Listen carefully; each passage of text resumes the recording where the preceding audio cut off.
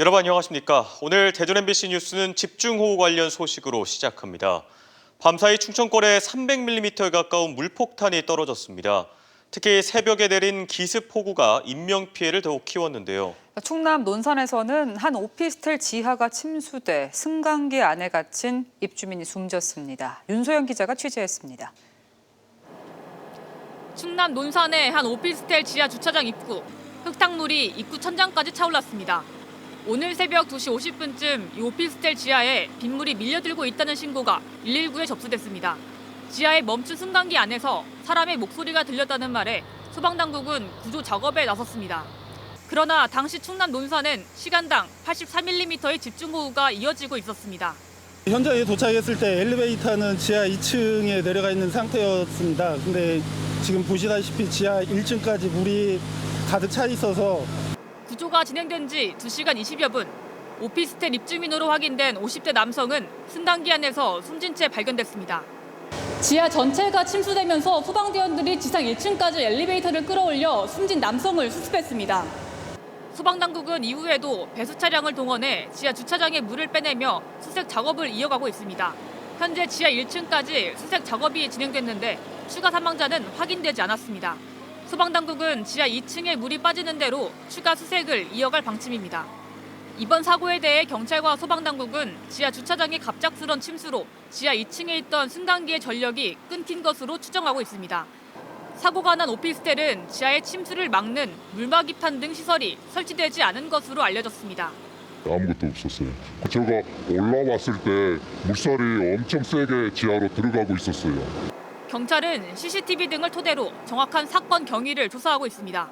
경찰과 소방당국은 재난 상황에서 단전될 수 있는 승강기는 이용을 피하고 침수 위험이 높은 지하 주차장은 출입을 자제해달라고 당부했습니다. MBC 뉴스 윤소영입니다. 특히 이번 극한 호우로 인한 인명피해는 산사태, 토사 유출 사고로 인해 주로 발생했습니다.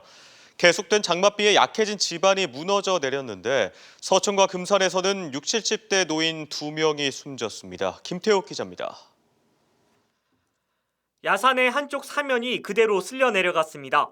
바로 앞에 있던 주택 외벽은 통째로 날아가 뻥 뚫렸고 집안은 커다란 돌과 나무까지 진흙들이 가득 메웠습니다. 산비탈을 따라 커다란 바위들이 들이닥치면서 조립식 주택은 형체를 알아볼 수 없을 정도로 무너져 내렸습니다. 서천군의 한 야산에서 토사가 무너져 내려 인근 주택을 덮쳤습니다. 집안에 있다 매몰된 70대 남성은 병원으로 옮겨졌지만 숨졌고 70대 아내도 다쳤습니다. 흙더미가 떠밀려가지고 집하고 같이 아저씨가 가운데로 밀려가지고 거기 매몰되다시피 하신 거지. 새벽 한때 서천에는 시간당 111.5mm의 극한 호우가 쏟아졌는데 1시간여 뒤 결국 사고로 이어진 겁니다. 시간당 84.1mm로 기상관측 이래 가장 많은 강수량을 기록한 금산에서도 산사태 사망사고가 잇따랐습니다. 오전 10시 49분쯤 무너져 내린 토사가 덮친 주택에서 60대 여성이 매몰됐다는 신고가 접수됐는데 3시간 만에 심정지 상태로 발견돼 병원으로 옮겨졌지만 숨졌습니다.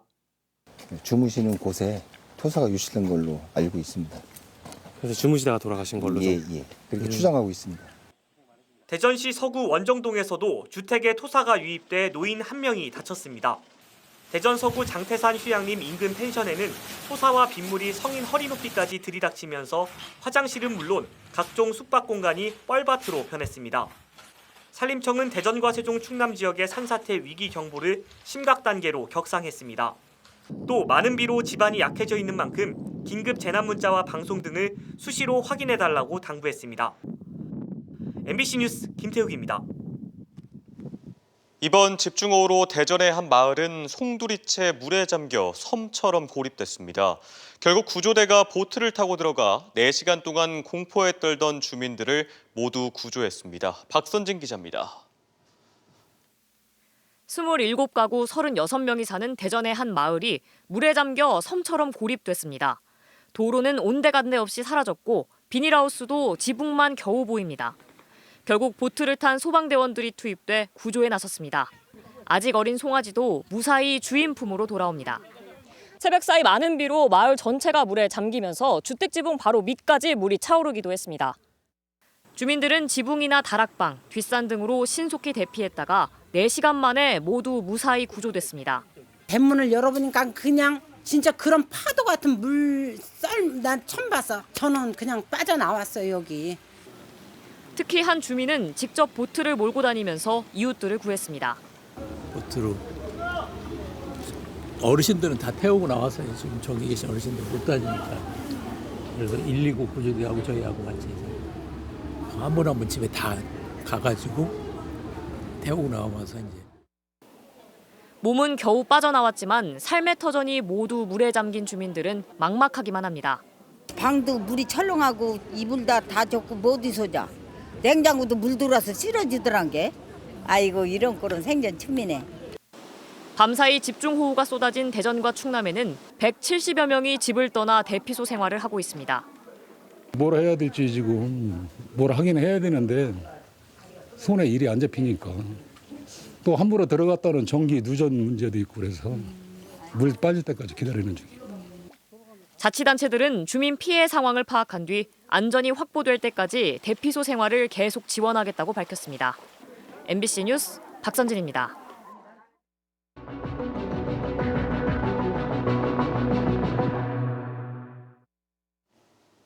충청권에는 시간당 100mm 안팎의 극한 호우가 쏟아졌습니다. 200년 만에 한 번 발생할 만한 기록적인 폭우였는데요. 지난 주말부터 이어진 장맛비에 피해가 속출하면서 충남도는 정부의 전폭적인 지원을 요청했습니다. 김성국 기자입니다. 하천과 도로의 경계가 사라졌습니다. 물이 찬 도로에 버려진 차들이 서 있습니다. 밤사이에만 289mm의 장대비가 쏟아져 물난리가 난 서천에서는 무엇 하나 온전히 남아난 게 없습니다. 사무실 안에는 무릎까지 들어갔고 이제 겁이 나잖아요. 그래갖고 차단기 다 내리고 2층으로 피신했죠. 오늘 새벽 서천에는 시간당 111.5mm, 부여군 양화면에는 106mm의 극한 호우가 쏟아졌습니다. 비슷한 시간 금산에도 1시간 만에 84.1mm의 물폭탄이 떨어졌습니다. 이번 비는 200년 만에 한 번 나타날 만한 기록적인 폭우였습니다. 비구름대가 동진하면서 약화가 되어야 되는데 지대가 높은 금산을 만나게 되면서 약화가 되기보다는 오히려 더욱 발달하게 되어 매우 강한 비가 내린 것으로 하룻밤 사이에만 부여와 서천, 논산 지역에는 300mm에 육박하는 장맛비가 집중됐습니다. 논과 밭, 비닐하우스와 양봉장까지 모두 물에 잠겨 농민들은 망연자실할 뿐입니다. 감당할 수가 없을 정도로 그냥 무서워서 밤샘 잠을 못 잤습니다. 충남에서만 농경지 7,000헥타르가 침수 피해를 받고 주택과 도로 등 100곳 넘는 시설물이 파손됐습니다. 김태흠 충남지사는 수해 지역을 둘러보기 위해 부여를 찾은 이상민 행정안전부 장관을 만나 정부의 전폭적인 복구 지원을 요구했습니다. 국고 지원이 됐든 특별교부세가 지원이 됐든 정부가 할 수 있는 가용자원을 총동원해서 복구를 하겠고. 특히 부여군은 3년 내내 이어진 극심한 수해로 어려움이 가중되고 있다며 정부의 특별 재난지역 선포를 요청했습니다. MBC 뉴스 김성국입니다. 극한 호우는 도심 하천도 위험 수위로 끌어올렸습니다. 행인이 불안한 하천에 빠졌다 극적으로 구조되는가 하면 일부 교량은 집안이 무너지며 아예 주저앉기도 했습니다. 출근길 시민들은 극심한 정체에 시달렸습니다. 김광현 기자가 보도합니다. 이른 새벽 한 남성이 빠르게 흐르는 하천 한가운데서 목만 드러낸 채 고립돼 있습니다. 오늘 새벽 3시쯤 대전시 서구 도마교 인근에서 행인 한 명이 물에 빠졌다는 신고가 접수됐습니다. 갑자기 불어난 하천물에 고립됐다 구조된 이 30대 남성은 생명에는 지장이 없는 것으로 알려졌습니다. 하루 통행량이 수천 대에 달하는 대전 유등교. 교각 한가운데가 눈에 띄게 내려앉았습니다. 밤새 내린 폭우로 하천 지반이 가라앉으면서 교량까지 영향을 준 겁니다. 가운데서 꺼져서 주저앉아버렸나. 이 때문에 양방향 차량과 보행자 통행이 전면 통제됐습니다. 사람도 보행 못해요. 저 골치 아프지. 뭐 이런 교량뿐 아니라 모든 걸 갖다가 다 살펴가지고 모든 걸 점검해가지고 이렇게 54년 전인 지난 1970년 준공된 대전 유등교는 트램 노선이 예정돼 있는데 대전시는 정밀 안전진단을 실시해 보수 보강 조치가 이뤄질 예정이라며 당분간 양방향 통제가 지속될 것으로 보인다라고 밝혔습니다. 대전과 세종, 공주 등 지역 하천 곳곳에 물이 불어나 홍수특보가 내려졌고 이에 따른 교통 통제가 잇따랐습니다. 출근길 차량 진입이 막히면서 큰 정체가 빚어져 시민들이 큰 불편을 겪었습니다. 어디 우회해가지고 갈 수 있는 그런 쪽이 다 막히니까 차들이 계속 그쪽으로 쏠리다 보니까 아예 그냥 막혀 있는 상태로. 한편 초당 최대 1,300톤가량의 물을 방류하던 대청댐은 이번 폭우로 제한 수위가 넘어가며 방류량을 1,800톤으로 늘렸습니다. MBC 뉴스 김광현입니다. 우리 지역에 쏟아진 기록적인 폭우에 현장에 계신 시청자들도 대전 MBC로 소중한 제보 영상 보내주셨습니다. 시청자 제보 영상으로 본 이번 집중호우 현장을 이승섭 기자가 정리했습니다. 시간당 100mm가 넘는 극한 호우가 내린 서천군 한산면. 천둥과 번개를 동반한 강한 비가 내리고 빌라 주변은 온통 물바다로 변했습니다. 금산에 쏟아진 200년 만의 폭우에 하천은 마치 거센 파도처럼 휘몰아칩니다. 비닐하우스와 차량, 집도 완전히 물에 잠겼고 간신히 몸만 빠져나온 일가족은 안도의 한숨을 내쉽니다. 저기 닫혀 있었잖아. 우리 창문까지. 저 뜯어서 나온 건데 우리가. 이웃 주민들은 안전할까? 온통 물에 잠긴 마을을 바라보며 주민들은 안절부절 못합니다. 그분이랑 연락된 적 있었어요? X랑도 안 됐고 X랑도 안 됐지. 불어난 하천물은 대전 도심을 집어삼킬 듯 매섭게 흐릅니다. 하천물에 떠내려온 온갖 쓰레기들이 교량을 마구 때립니다. 흙탕물 범벅이 된 대전 도심. 다리와 도로 곳곳이 통제돼 출근길 교통은 완전히 마비됐습니다. 무너지고 잠기고 200년 만의 기록적인 폭우에 모두가 하늘만 쳐다봐야 했던 하루였습니다. MBC 뉴스 이승섭입니다. 오늘 새벽 내린 폭우로 열차 운행이 일부 중단되거나 지연되면서 대전역과 서대전역 이용객들이 큰 불편을 겪었습니다. 코레일에 따르면 여수발 첫 열차인 KTX 502 열차가 4시간 반 동안 지연된 것을 비롯해 KTX 40대와 일반 열차 16대가 20분에서 100분 지연되는 등 운행에 차질을 빚었습니다. 코레일은 일반 열차의 경우 경부선 대전에서 동대구, 호남선 서대전에서 익산 구간은 밤 12시까지 운행 중지된다고 밝혔습니다. 장마철이 이어지면서 채소 가격이 계속해서 오르고 있습니다. 한국농수산식품유통공사에 따르면 시금치 소매 가격은 100g에 1,276원으로 일주일 만에 30.1% 올랐고 쌈 배추와 적상추도 일주일 전보다 각각 26%, 17.3% 가격이 뛰었습니다. 공사 측은 당분간 장마가 이어지고 이후 폭염 등으로 농산물 값이 더 오를 것으로 전망하고 있습니다. 2년 전 집중호우에 따른 인명사고를 계기로 도입한 반지하 퇴출 사업 실적이 전무한 것으로 나타났습니다.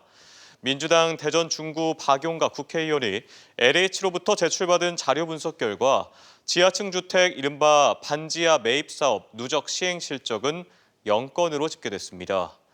박 의원은 폭우 피해가 취약계층에 집중되는 재난 불평등이 재현되지 않도록 정부와 관계기관이 하루속히 실효적인 대책을 추진해야 한다고 밝혔습니다. 국민의힘 소속 시의원 간 내분 등으로 파행을 거듭하던 대전시의회가 후반기 원 구성을 마무리했습니다. 대전시의회는 오늘 세 차례에 걸친 의장 투표를 통해 국민의힘 조원휘 의원을 후반기 의장에 제1부의장은 민주당 송대윤 의원, 제2부의장은 국민의힘 황경화 의원을 각각 선출했습니다.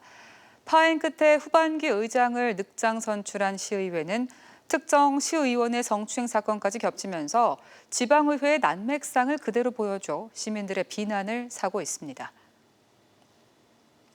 지난 2020년 한국타이어 대전 공장에서 근로자가 기계 설비에 옷이 끼어 숨진 사고로 기소된 한국타이어 대전 공장장과 법인에 대해 검찰이 항소심에서도 각각 벌금 1,000만 원을 구형했습니다. 대전지법 제2의 3형사부 박준범 부장판사 심리로 열린 한국타이어 대전 공장장과 법인에 대한 산업안전보건법 위반 등에 대한 항소심 결심 공판에서 검찰은 1심 때와 같은 벌금 1,000만 원을 각각 구형했습니다. 앞서 1심 재판부는 사측이 안전조치 주의 의무를 위반했다고 인정하기 어렵다며 한국타이어 공장장과 법인에게 각각 벌금 500만 원을 선고했습니다. 대전 MBC가 단독 보도한 수사 도중 또다시 불법 촬영 범죄를 저질러 재판에 넘겨진 고교생이 실형을 받았습니다.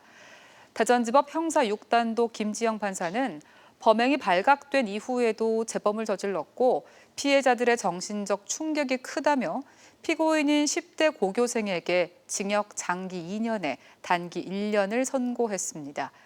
피고인은 지난해 대전의 상가 화장실에서 불법 촬영한 혐의로 경찰 조사를 받다가 지난 3월 또 다른 상가 화장실에 침입해 불법 촬영한 혐의로 구속 기소됐습니다. 전세대출 금리 안정 등으로 대전의 전세 시장이 완만한 회복세를 보이고 있습니다. KB 부동산에 따르면 지난해 1월 대전의 주간 전세 수급 지수는 57.8에 불과했지만 1년 반이 지난 이달 초 123까지 2배가량 올랐습니다. 전세 수급 지수는 공급 대비 수요가 어느 수준인지를 나타낸 지표로 지수가 100을 초과하면 공급 부족 비중이 높다는 의미를 뜻합니다. 지역 부동산 업계에는 아파트 전세 대출 금리가 안정되고 지난해부터 신생아 특례 대출도 함께 시행되면서 기존 월세에서 전세로 전환하는 임차인이 늘어난 탓으로 분석했습니다. 금산 지역 주민들이 한국전력공사의 신정읍에서 신계룡 송전선로 입지 선정 과정에 문제가 있다며 국민권익위원회에 민원을 제기했으나 받아들여지지 않았습니다. 금산군 진산면 주민들에 따르면 권익위는 최근 주민들이 낸 고충 민원에 대해 한전의 처리 과정에 문제가 없음을 뜻하는 심의 안내 처분을 통지했습니다. 대전, 세종, 충남 소식이었습니다. 시청해주신 여러분 고맙습니다.